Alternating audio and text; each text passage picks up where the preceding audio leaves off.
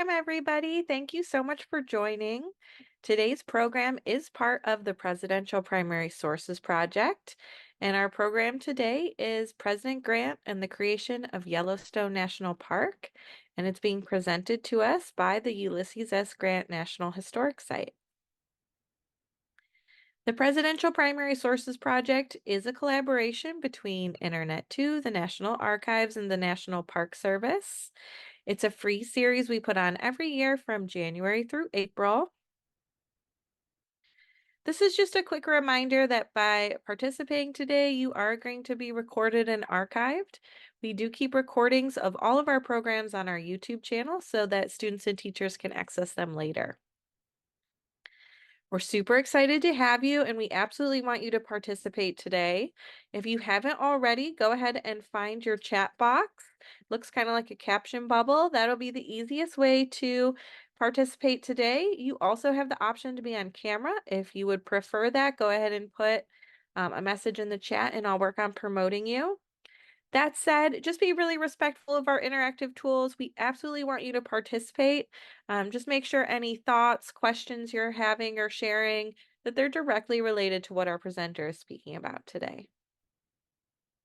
All right, I just want to thank you one more time. Again, we're so excited to have you. This is our website if you're interested in checking out some of our upcoming programs, which, as I mentioned, are every Tuesday and Thursday through April, or you're looking to find our recordings, you can find all the information here. And with that, I'm going to go ahead and pass it over to who you came to see, Nick. Well, thank you so much. Good to see everybody, and thanks for attending today's program.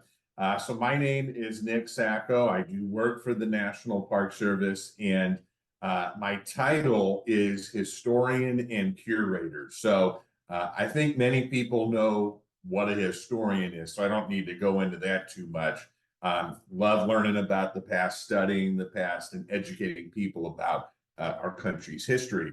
But as a curator, I do a lot of stuff with museums. So I develop exhibits, I care for historical artifacts, and I do a lot in the museum space to try to educate people through different exhibits with the National Park Service. So I'm really excited for today's program, and I'm going to go ahead and share my screen. And what I want to do here before we get too far along in today's programming, I would like to hear, so if you go to the chat function here, I'd love to see if folks have been to a national park before. If you've been to a national park, go ahead and put that in the chat. I would love to see if folks have been, and tell me where, or if you've been to multiple national parks, what's your favorite national park that you've been to? Okay, Lakewood Elementary mentioned Sleeping Bear Dunes. That's a popular site in Michigan. We'd love to go there someday. I've never been to Michigan before. Hopefully someday. Another chat said that many of us have been to Yellowstone. Excellent, excellent. Natalie mentioned that been to several national parks. Favorite is Theodore Roosevelt in North Dakota. Okay, the Gettysburg Battlefield, Pipestone National Park. Looks like a fifth grade group mentioned that you're in Idaho. Well, you definitely got national parks up there in Idaho. So we've got some familiarity with national parks and the National Park Service, which is great. Now, I want to switch to another question. Now, on the screen here on the left is a picture of Ulysses S. Grant. And Grant is a very important person in American history. I would probably argue that when it comes to 19th century history, so the 1800s, I'd say that Grant is probably the most important figure in American history. He's definitely up there with the likes of Abraham Lincoln. But I want to make sure we know who he is before we go too far along here. So Grant had many jobs during his lifetime, but he's most famous for two different jobs that he held during his lifetime. Go ahead and put in the chat if you know what Grant was famous for. You can name one of those two jobs that Grant was famous for during his lifetime in the 1800s. Okay. Okay, so Lakewood Elementary, the Civil War, question mark. Sharp mentioned General of the Union Army. And Natalie, you got the other one. You said he was a general and a president. So you guys are already off to a great start here. Yes. So Ulysses S. Grant fought in the American Civil War, United States versus the Confederacy. There was a terrible war that broke out between the North and the South in the 1860s, largely over disagreements about the institution of slavery and disagreements about the future of the United States. And so Grant enlisted in the United States Army, and he didn't expect it at the beginning of the war, but he got victories on the battlefield and rose up through the ranks and became the nation's top general. So Grant was actually the number one guy in charge of more than 1 million soldiers by the end of the Civil War. So Grant was victorious. He helped lead the U.S. to victory over the Confederacy, to keep the United States together as a country, and also led to the end of slavery in the United States. So a few years after the war, Grant himself was elected president of the United States. So we'll be talking more about Grant as a president in today's program. Okay, so let's go ahead and move along here. So I work at a site in St. Louis, Missouri, called appropriately Ulysses S. Grant National Historic Site. So we take care of a funny looking greenhouse, which is actually called Whitehaven. But this is a house that Ulysses S. Grant lived in right before the Civil War. So for Grant, this is where his wife Julia grew up. This was her childhood home in St. Louis. Ulysses was with the Army here in the St. Louis area. He met Julia at this house. They fell in love with each other. And for a brief period of time, right before the Civil War, Grant worked as a farmer on this property. So he was focused on raising fruits and vegetables, corn, wheat, potatoes, and apples, and just trying to get by supporting his family. Ulysses and Julia had 4 children that they raised here at the Whitehaven estate, and they also lived with Julia's parents. So we exist to talk about Ulysses S. Grant's entire life, but we definitely spend a lot of time talking about his experiences here in the St. Louis area. So again, this is a unit of the National Park Service in St. Louis, and this is where I come from. Okay, now Yellowstone. Some of you mentioned in the chat that you've been to Yellowstone, but for those of you that have not, Yellowstone is an extremely significant national park. It is one of our nation's treasures. There's a few reasons why Yellowstone is so famous and so significant.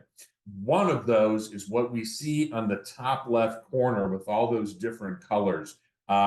We should know what it is, but go ahead, somebody in the chat. What is that on the top left corner of this slide? What are we looking at there? Okay, Natalie mentioned that it was a hot spring. Okay, there's another term that we use for it, but it is essentially a hot spring. Anybody else knows that term? Okay, Lakewood Elementary said a geyser, and that is correct. So geysers are essentially underwater volcanoes. It's unbelievable, and these geysers, they will occasionally explode, and this hot steaming water will come flying out of these geysers. And about 50% of all the geysers in the world, the entire world, are located within the boundaries of Yellowstone National Park. Yellowstone is also well known for the different types of wildlife that are there. So we see some bison on the picture here, but we also can see lots of other animals like wolves, all different sorts of different animals. I'm trying to think of some other ones that you would see. Elk, moose, lots of different animals that you would see at Yellowstone National Park. Now on the map here, what we're looking at, so the state, the square state kind of just to the left of center is the state of Wyoming. And then the red boundary is the boundary of Yellowstone National Park today. And there's a very tiny, tiny little section on the top left corner of Yellowstone that is a part of Montana as well. So technically speaking, Yellowstone encompasses both the states of Wyoming and Montana, although you can see that the vast majority of it is in Wyoming. And with Yellowstone, the boundaries, this is one of the largest national parks in the country. It's the 8th largest national park. Believe it or not, it's about the size of the country of Puerto Rico. And Yellowstone is larger than the state of Rhode Island. So Rhode Island being our smallest state, amazingly enough, we have national parks that are larger than the state of Rhode Island. Okay, now there have been many different types of people who have lived in the Yellowstone region for many thousands of years. If there's one thing that I want you all to take away from this program, sometimes we think about the West, we think about the history of the West as sort of this vast open wilderness where, sort of these settlers came into the West and they discovered these lands, and it was just kind of this open area where nobody was living. And I really want you to take away here that that is not true. There were many thousands of Native Americans, indigenous people, and tribal nations that have been living out in the West and continue to live out in the West today. So this map that we see here comes from Yellowstone National Park, and it lists many different tribal nations that have been historically associated with the Yellowstone region for many thousands of years. So these tribes include some of the most recognized tribes that are well known among different people today. So we have the Shoshone, the Arapaho, the Cheyenne, the Crow, the Lakota, the Dakota. So there's a lot of different tribal nations that have ancestral connections to the Yellowstone region. The earliest people were the Tukadika people, and the Tukadika, they were in the Yellowstone region dating back to more than 10,000 years ago. And during the early days of exploration in the 1800s and early 1900s, archaeologists did make some discoveries. And one of the discoveries they made was what was called a Cody knife, which is on the bottom left corner here. And that was the type of knife that the Tukadika people used when they went hunting. One of the things that they would have been hunting quite often were sheep, mountain sheep, goats, bison. These are all the types of animals that they would have been hunting more than 10,000 years ago when they were settling in these areas in the Yellowstone region. Interestingly enough, shortly after Ulysses S. Grant's presidency, another U.S. president named Chester Arthur, one of our less well-known presidents, Chester Arthur, took a trip to Yellowstone in the 1880s, and he actually took a tour with a person who was from the Tukadika tribal nation while visiting Yellowstone. So once again, so important for us to remember and keep in mind that people have been living in the Yellowstone region for many thousands of years. Now, things started to change in the West in the 1800s, and we often refer to this period as a period of westward expansion. And what we mean by that is that we are going to see people of Euro-American heritage. So we learn about the 13 colonies, the British colonies in the East. We've probably learned about French settlers who also made their way into areas east of the Mississippi River. But as the 1800s progressed, the United States government is looking to expand into new Western territories. And there is this idea that's called manifest destiny. And manifest destiny was this idea that the United States would exist from the Pacific Ocean in the west all the way to the Atlantic Ocean in the east. And there are many settlers, many Americans who made this decision to leave their homes and to move further west, oftentimes moving onto lands that were owned by the various tribal nations that I showed you in the previous slide. So there's a lot of movement and change happening in the West in the 1800s. One of those things is the rise of the fur trade.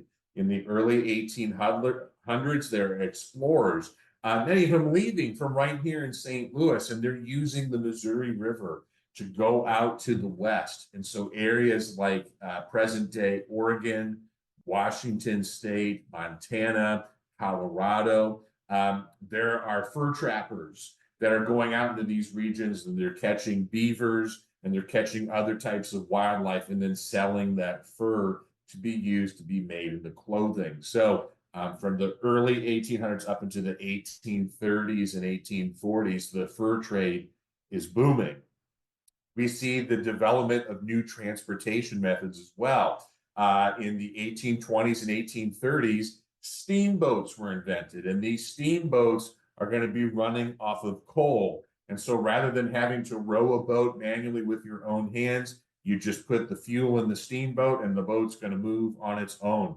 That is going to accelerate movement into the West. Likewise, we're going to see the growth of railroads and trains in the 1800s, mostly beginning in the 1840s and 1850s. And by the time Ulysses S. Grant is president after the Civil War, there is a new railroad called the Transcontinental Railroad that goes literally from the western portion of the country to the east, the first railroad to cross the entire nation in 1869. I think it's also worth mentioning too that there's several gold rushes. We often think of California as a center of hunting for gold, and that's undoubtedly true. But there are gold rushes in Oregon Territory, in Colorado, and even in Alaska. There's all sorts of gold rushes that are going on in the West as well. And that is accelerating movement into the West. So we can see here that with these changes are coming, there's going to be some negative consequences that emerge in response to these different things. So for example, we think about the fur trade, what's one of the negative consequences of the fur trade? Obviously, we're going to think about the potential extinction of wildlife, the killing of thousands of animals, animals that indigenous people have been relying on for food. So there's real concerns about some of these animals going extinct. There is at one point the American bison that is so famous in Yellowstone almost went extinct. There was only a few thousand of them still remaining because they were being killed for sport by many of these people moving out to the West.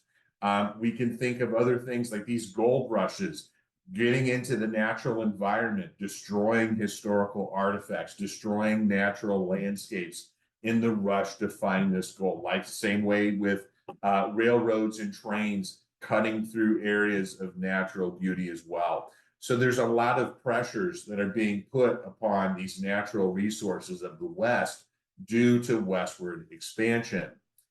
Another factor at play here is this, with the growth of the railroads, there was a very famous and wealthy man named Jay Cooke. Jay Cooke was from Philadelphia. He was from the East, but he had a grand idea of establishing a railroad that would go to Yellowstone. The plan was called the Northern Pacific Railroad. So with this map here, we can see the red lines. These are all the different areas where Jay Cooke proposed the Northern Pacific Railroad to go. So it would start up in the Great Lakes region around Lake Superior, around a little bit north of Minneapolis, kind of around where Wisconsin is today.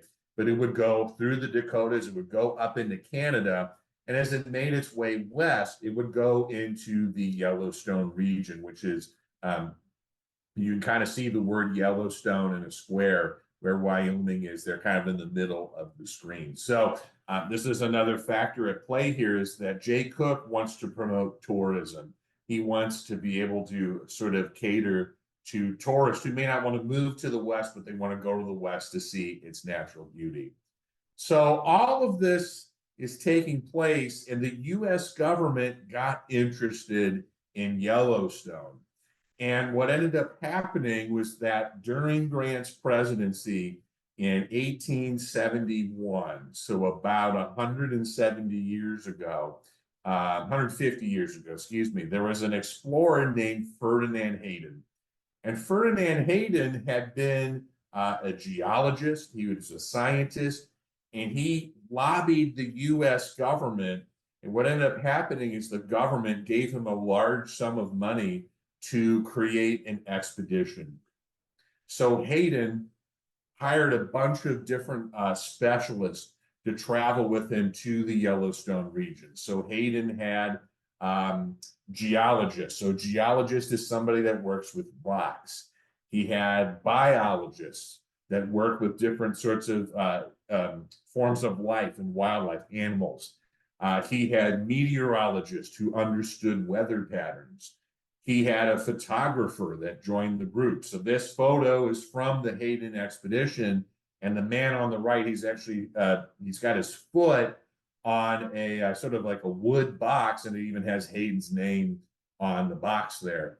And he also hired a painter. We're going to talk about that painter in just a minute. But Hayden is wanting to bring this expedition to Yellowstone to conduct scientific experiments, to learn more about the natural environment at Yellowstone. And what they find out quickly is that they discover these geysers, and they want to learn about these geysers and how they work and operate. So the Hayden expedition was gone for a long time.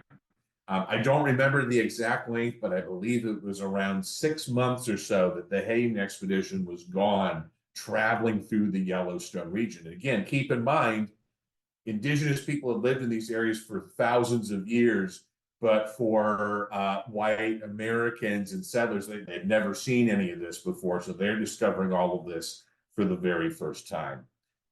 Now, the painter that accompanied the Ferdinand Hayden expedition was a man named Thomas Moran. And Thomas Moran brought all of his watercolors with him, and he proceeded to create some extremely beautiful paintings of the Yellowstone region. Now, why would Hayden want to bring a painter on this trip with him? Keep in mind, 1800s, we don't have televisions, we don't have video cameras. Obviously, we don't have cell phones or social media or anything like that. But Hayden is wanting to educate fellow Americans about these areas. And what better way to do that than to have a painter come out and to create these artistic recreations of what the expedition was seeing. So this is one of the paintings that Thomas Moran did. It's called Castle Geyser, Upper Geyser Basin. So this is an example of the geysers in action with that hot steaming water blowing out while the expedition was traveling through Yellowstone. Here's another really beautiful painting.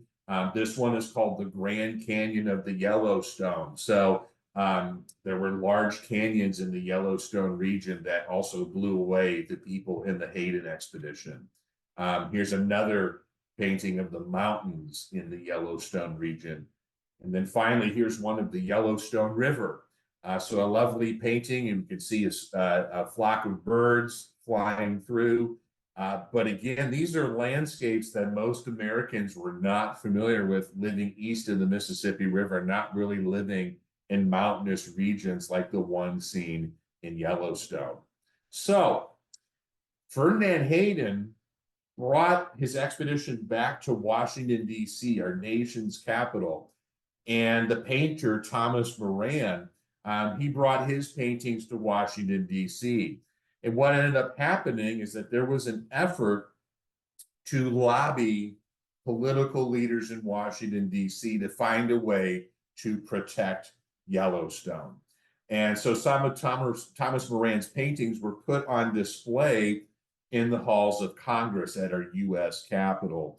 And so Congress, of course, is our lawmaking body. We have two houses in Congress, the House of Representatives and the Senate. And those two houses, in order to start the process, they have to create a bill. They both have to approve the bill, and then they send it to the president, and then the president has the authority to sign that bill into law. So in 1872, Congress put together a bill. They called it the Yellowstone National Park Protection Act. And they proposed to essentially establish Yellowstone as a national park. The bill went to the desk of President Ulysses S. Grant at the White House. And Grant looked it over and he decided that this was a good move. And he decided to put his signature on this bill, and it became a law. And the anniversary of Yellowstone being established as a national park was March 1st, 1872. So we just had the anniversary a few days ago on March 1st. So there's a couple important aspects of this law that we should keep in mind. So it called for this area, the Yellowstone region. It said that those areas were hereby reserved, withdrawn from settlement, sale, or occupancy. So what this means is that you as an American citizen could not build a house in this area. You were not going to be allowed to settle in the Yellowstone region. You're not allowed to occupy a home in the Yellowstone region, and you're not allowed to sell any of the property in the Yellowstone region. It became part of the U.S. government. It became the ownership of the U.S. government. So these areas were reserved and withdrawn so that as all these settlers are moving out to the west, they're not allowed to settle in the Yellowstone region. Another aspect of the bill was that Yellowstone would be dedicated and set apart as a public park or pleasuring ground for the benefit and enjoyment of the people. So we've got a few different aspects here. So we're promoting the idea of not allowing for settlement, promoting for the long-term conservation of the Yellowstone region. And then we're also promoting access and promoting an opportunity for people to come enjoy the natural wonders of Yellowstone and benefit from visiting those areas. So this law and Yellowstone National Park, it is the world's first national park. This idea of setting aside lands for the preservation and benefit of the people, this had never been done before. So this is a fairly remarkable law that is being passed.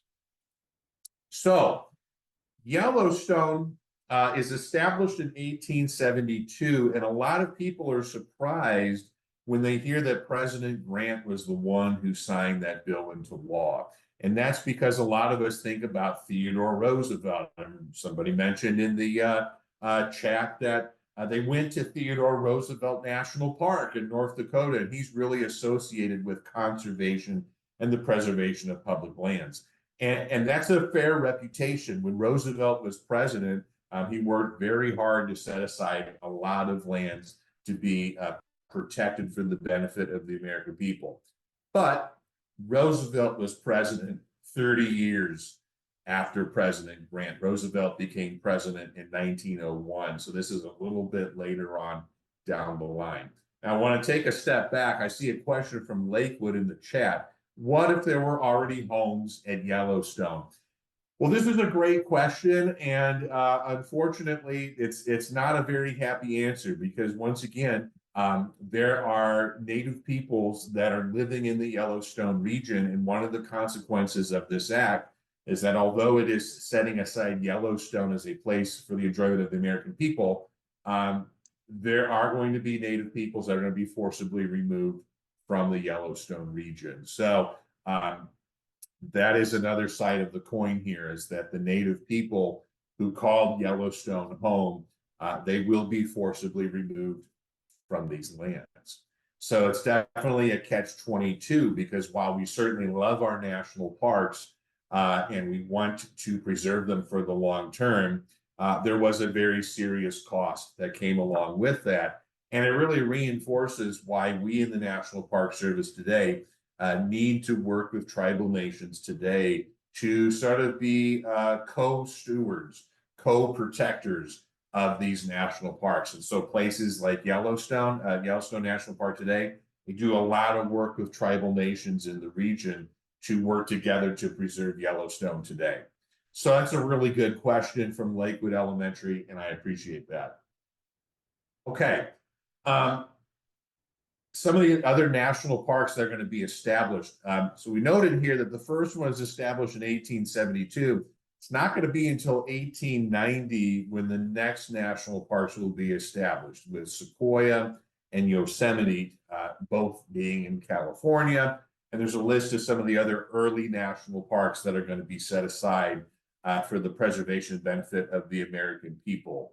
Mount Rainier is in Washington State, kind of close to Seattle, Crater Lake in Oregon, Wind Cave in South Dakota. Moving down here, the Rocky Mountains in Colorado, unbelievable, amazing site. And there's some volcanoes in Hawaii that were also set aside as national parks. So finally, in 1916, yeah, so Stephen mentioned here, wasn't the Park Service created in 1916 under President Wilson? You're right there with me. You're exactly right. So the National Park Service as an agency, we were not established until 1916. So prior to 1916, the national parks were protected by the U.S. military, believe it or not. So there are actually members of the U.S. Army that sort of guarded and protected these areas that are being set aside as national parks. But the government in 1916 realized that there are more and more national parks being added, and that there needed to be one dedicated agency to sort of collectively manage all of these lands. So in 1916, under President Woodrow Wilson, the National Park Service was established a little over 100 years ago. Our mission statement is very straightforward. The mission of the Park Service is to preserve unimpaired the natural and cultural resources and values of the national park system for the enjoyment, education, and inspiration of this and future generations. So in many ways, our mission statement really kind of mirrors that law from 1872. We're preserving unimpaired natural and cultural resources, and we're doing it for the benefit of the American people. And I'll add too that we also do it for the benefit of people from all over the world. People from all over the world come to the United States specifically to see national parks. I've been to Grand Canyon one time, and I can tell you that when I was at the Grand Canyon, I'd say at least half of the people I saw walking around the Grand Canyon were probably people from other countries. So these are places that are really for the benefit of the entire world and not just the American people. Lakewood Elementary asked, is the president in charge of the national parks? In a technical sense, yes. There's sort of a chain of command. So the National Park Service, we are part of an agency called the Department of the Interior. And the Department of the Interior manages the public lands. It manages lands that are owned by the U.S. government. So again, national parks are lands that are owned by the U.S. government. So the Department of the Interior, the leader of the Department of the Interior, reports directly to the President of the United States. The President actually selects the Secretary of the Interior. The current Secretary of the Interior is Deb Haaland, and Deb Haaland is the first Native American woman to hold that position. So she has been in office since 2021 as the Secretary of the Interior. So the Park Service, we have our own director. So the Park Service director, Chuck Sams, also the first Native American leader of the National Park Service. Chuck Sams reports to Deb Haaland as the leader of the Interior Department, and Deb Haaland reports to President Joe Biden. Okay. Now, I just want to mention here, I won't spend too much time on this, but the national parks originally were primarily focused on nature. Yellowstone, Sequoia, Yosemite, Rocky Mountains, these are places that are natural wonders. The Park Service, however, in the 1930s expanded into preserving history. And one of the reasons for that is that a lot of people living in the East, they were not happy about all the national parks being way far out in the west of the Mississippi River. They wanted to have national parks in the eastern part of the United States. And one way to establish some national parks in the East was to set aside places of historic value and add those as part of the National Park Service. So in 1933, under President Franklin Roosevelt, he issued an executive order, and it essentially began this process of the National Park Service getting into the business of preserving history as well. So somebody in the chat mentioned they'd been to the Gettysburg battlefield. Well, the Gettysburg battlefield was transferred to the National Park Service in the 1930s after President Roosevelt issued this executive order. So another big takeaway that I want to bring to everybody here is that the Park Service doesn't do just nature. We are in the history business as well. We're up to 428 units of the National Park Service today, and it's a mix of all different types of parks. So we have national monuments, we have national historic sites. So I mentioned I'm at Ulysses S. Grant National Historic Site. We have national historical parks.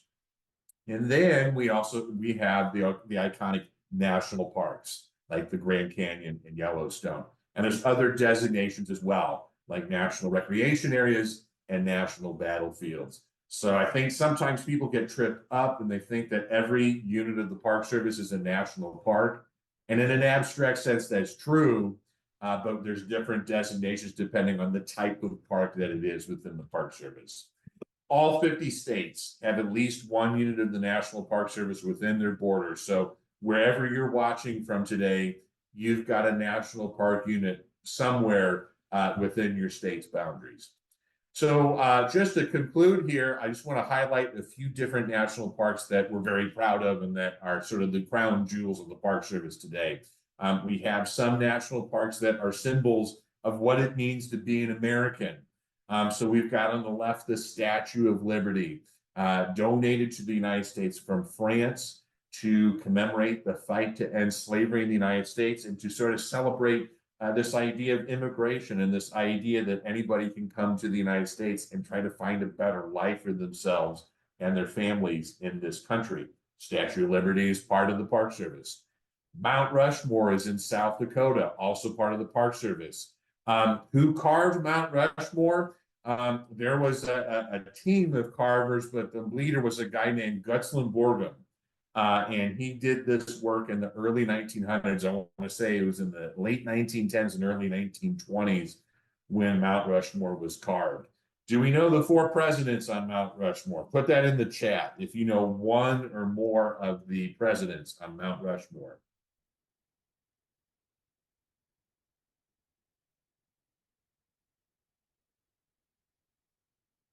Okay, so Lakewood Elementary mentioned George Washington. That's correct. He is pictured on the far left over here.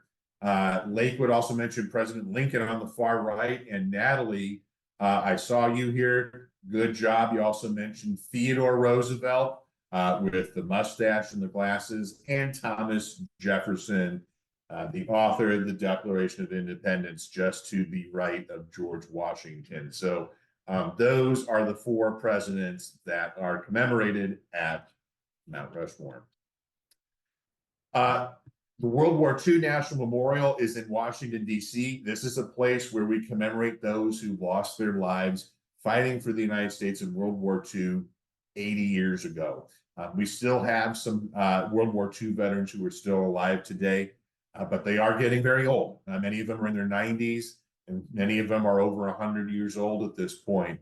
But World War II, the most important stories, events in American history, and this memorial in Washington, D.C. commemorates those who died fighting in that war 80 years ago. The White House is part of the National Park Service, believe it or not. Depending on the day that you go to the White House, you might see park rangers out there mowing the lawn, working on the garden. And there's also park rangers who give tours and educate people about the history of the White House. Independence National Historical Park is in Philadelphia, and we can learn about the writing of the Declaration of Independence and the creation of the U.S. Constitution, which both took place at this building on the right, Independence Hall in Philadelphia. The National Mall in Washington, D.C. It includes the Thomas Jefferson Memorial, the Lincoln Memorial. You've probably seen pictures of the Lincoln Memorial before, and George Washington's monument in Washington, D.C. as well. Um, Lots of other historic people are commemorated with the Park Service. Abraham Lincoln has a home in Springfield, Illinois, which is pictured on the right. There's a home in Ohio on the left where you learn about the first ladies, the wives of the presidents, and their experiences at the White House. Frederick Douglass, the famous abolitionist and civil rights leader, has a home in Washington, D.C. that's preserved by the Park Service. We've got many Civil War battlefields, kind of talked about that already, like Gettysburg, Vicksburg, Shiloh, and Antietam. Martin Luther King, his home in Atlanta, Georgia, is protected by the National Park Service. There's a separate National Historic Site with a nice museum about the civil rights movement and MLK's efforts to end racial discrimination in the United States. And I love this picture of Martin Luther King. He's standing in front of the Lincoln Memorial, and look who's just to the right of him here. It's a park ranger. Because it was done at the National Mall at the Lincoln Memorial, there's a National Park Service ranger working as sort of security for Martin Luther King the day he gave his famous "I Have a Dream" speech. And lots of natural beauty too. Grand Canyon in Arizona, part of it in Utah. This is called Horseshoe Bend because the river literally looks like a horseshoe in this portion of the Grand Canyon. And you can go hiking from the top to the bottom of the Grand Canyon. It's about 15 miles one way, so a 30-mile round trip if you want to do the full trip to the bottom of the Grand Canyon. Arches National Park in Utah, famous for its rock formations that quite literally look like arches. Death Valley. Death Valley is actually larger than Yellowstone.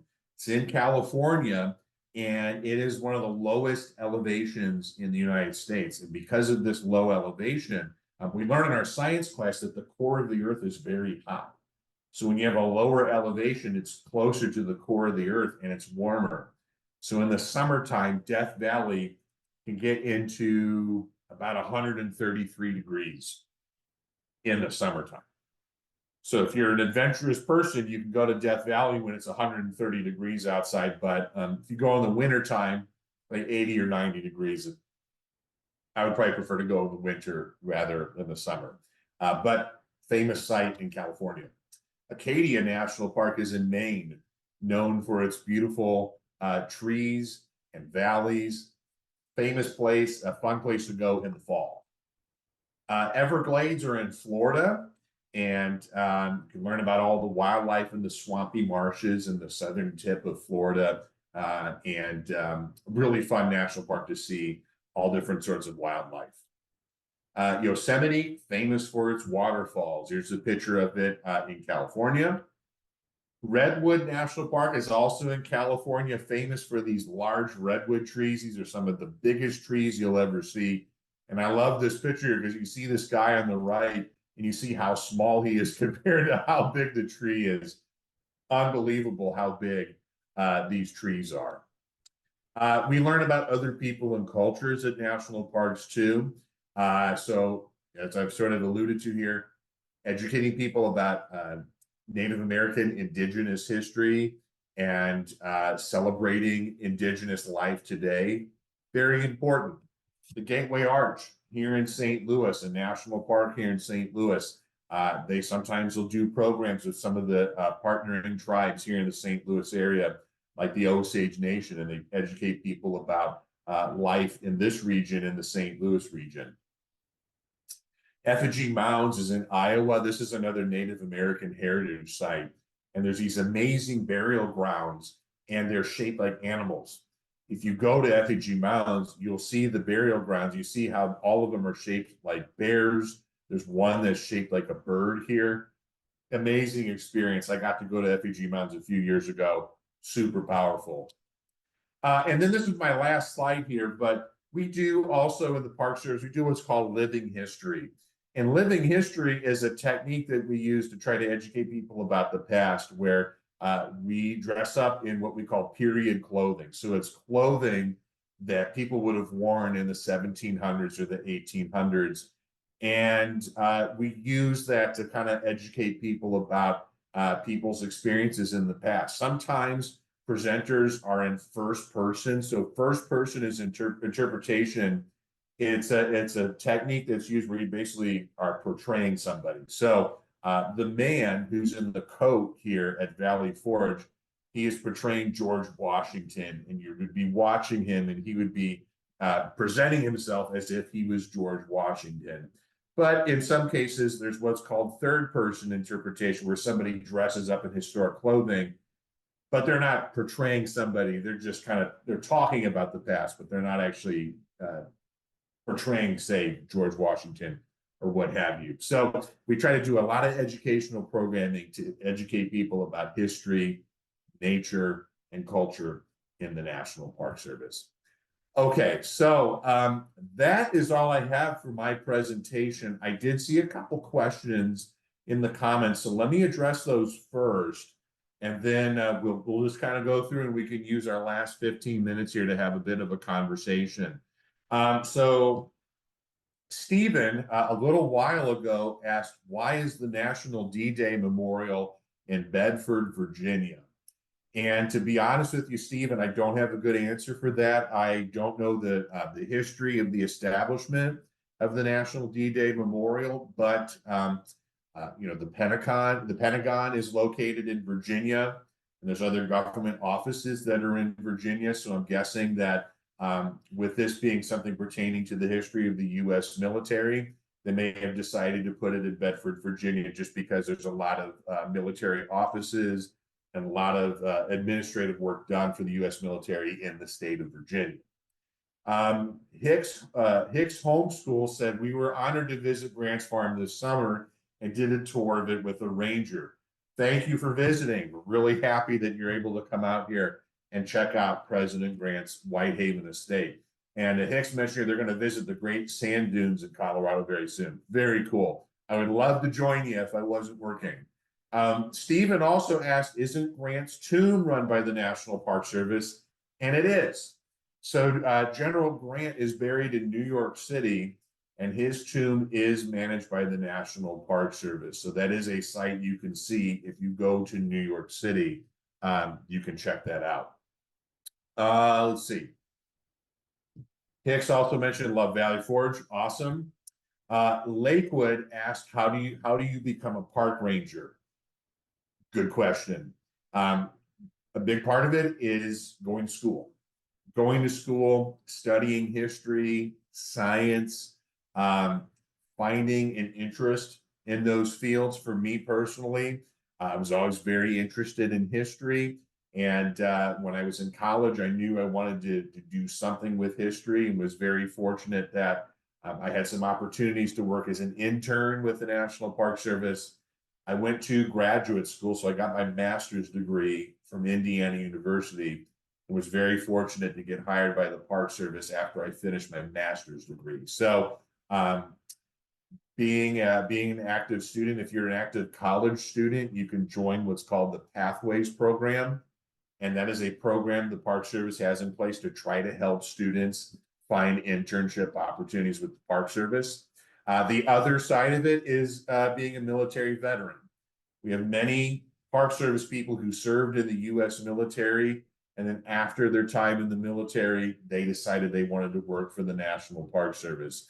About half of our workforce here at Ulysses S. Grant National Historic Site are people who used to be who are veterans who used to serve in the U.S. military. So being an active college student or being a veteran of the military, those are the two most common pathways that people use to work their way into the National Park Service.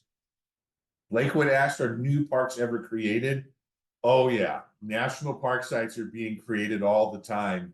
And it is sometimes kind of hard to keep up with all the new units that are being added. When I started with the National Park Service about 10 years ago, I think at that point we were probably around maybe 400, and now we're up to 428. So there's new being sites that are being added all the time. Galileo asked, do all national parks represent historical events? Yes and no. All nature sites have a history. We think about Yellowstone. I've tried to really stress here that there's a human history behind Yellowstone. It was never just a vast open wilderness. There were Native American people who lived in Yellowstone for thousands of years.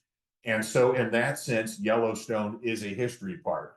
But at the same time, its natural beauty, its natural resources are what make it significant, at least in terms of the legislation that was passed and signed into law by President Grant. So, all parks have a history and all parks have nature that are part of it as well, but there's different emphasis. So some sites emphasize more nature and some emphasize more history. Natalie said, "Yeah, IU, we are in Indiana." Awesome. I'm from St. Louis, but I was there in Indiana for a couple years, so I can say that I was an honorary Hoosier for at least a little bit out there in Indiana. Hicks Homeschool asked, what other national parks have you worked at? Well, most of my time I've worked here at Ulysses S. Grant National Historic Site, but I have also worked at Gateway Arch National Park here in St. Louis. I worked a temporary assignment as their director of education. I have also worked at St. Genevieve National Historical Park, which is a French colonial history site about an hour south of us in southern Missouri along the Mississippi River. I worked a temporary assignment there, and I worked a temporary assignment at a place in South Carolina. It's called Reconstruction Era National Historical Park. And Reconstruction Era is focused on educating people about life in America after the Civil War, after the 1860s. Really awesome site in South Carolina. Stephen asked, didn't Grant actually own a slave where you are? Yes. When Grant lived at Whitehaven in the 1850s, he did enslave a man named William Jones while he lived here. And there were other enslaved people that were enslaved by Julia Dent Grant's family who lived and worked here at Whitehaven. And when you come here to visit the site, we do talk more about the enslaved people and their experiences at Whitehaven. In the case of this enslaved man, his name was William Jones. What ended up happening is right before he left St. Louis in 1859, Grant decided to free William Jones. So we actually have this document that Grant wrote in his own hand. It's called a manumission paper. And Grant wrote out that he was freeing William Jones. So Grant is one of 12 presidents in our country's history that were slaveholders that enslaved African Americans. But at the same time, Grant was the last person and last president to do that. And a lot of those presidents never freed any of their enslaved people. And Grant ultimately did do the right thing in freeing William Jones before leaving St. Louis. So there's a couple different ways that you can look at this story of Grant's relationship to slavery. Therese, I don't see any other questions in the chat. So love to see if you have any questions or if anybody else wants to speak up and maybe get on the mic and ask a question. I'm here. Sure. Well, while we wait to see if there's any last minute questions, I just want to take a minute to thank everybody for coming. You all had some great questions. And just to thank you, Nick, we really appreciate all your time and all this great information. I really appreciate it. It's always fun to do these programs, and we've all learned over the past few years that there really is a value in doing virtual programs. And I know the Presidential Primary Source Project, you've been doing this sort of stuff before 2020, but I think in recent years, it's just a lot of fun to be able to visit national parks all over the country. Even if you can't see it in person, you still interact with park rangers and still learn about important history and culture. So always appreciative of the opportunity to present. Stephen asked another good question: is the Reconstruction Museum at the Wilson House? Not the National Park Unit. The National Park Unit in South Carolina. It is housed at it's in the city of Beaufort, South Carolina, kind of southeast along the Atlantic Ocean. And in Beaufort, there's a historic firehouse, a fire station, and their visitor center is there in Beaufort. So that is sort of the headquarters of Reconstruction Era National Historical Park. I'll put a link in the chat to their website if you would like to learn a little bit more.